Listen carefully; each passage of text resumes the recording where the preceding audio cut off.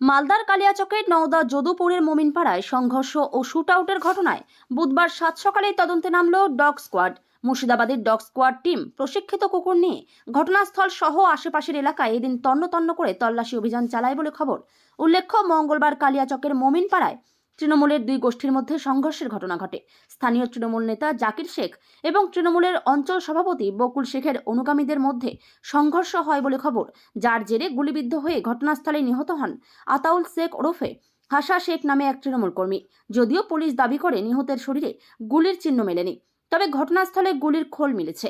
এছাড়াও এই ঘটনায় গুরুতরভাবে আহত নওদা যদুপুর অঞ্চল তৃণমূলের সভাপতি বকুল শেখ এবং তার ভাই প্রাক্তন অঞ্চল প্রধান তথা বর্তমান পঞ্চায়েত সদস্য এসারউদ্দিন শেখ। তারা দুজনেই বর্তমানে আশঙ্কাজনক অবস্থায় হাসপাতালে চিকিৎসাধীন। এই ঘটনা তদন্তে নেমে মঙ্গলবার রাত পর্যন্ত কালিয়াচক থানার পুলিশ বেশ কয়েকজনকে আটক করে। তবে এখানেই শেষ নয়, এই ঘটনার তদন্তে বুধবার নামানো হয় ডগ স্কোয়াড টিমকে। মুর্শিদাবাদ থেকে প্রশিক্ষিত পুলিশ কুকুর দিয়ে ঘটনাস্থল সহ আশপাশের এলাকায় তন্ন তন্ন করে তল্লাশি অভিযান চালায় ডগ স্কোয়াড টিম। তবে এদিন নতুন করে কাউকে আটক বা গ্রেপ্তারের খবর মেলেনি। এলাকার পরিবেশ পরিস্থিতি এখনো যথেষ্টই থমথমে রয়েছে।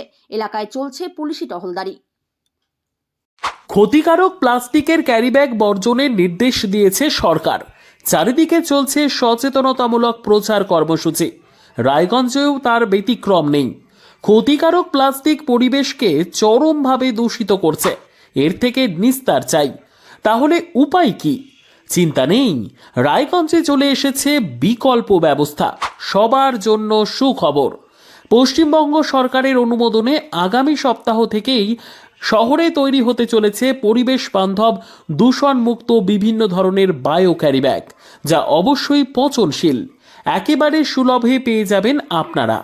আগ্রহী বিক্রেতা ও ডিলারশিপের জন্য অতি সত্বর যোগাযোগ করুন আমাদের সাথে।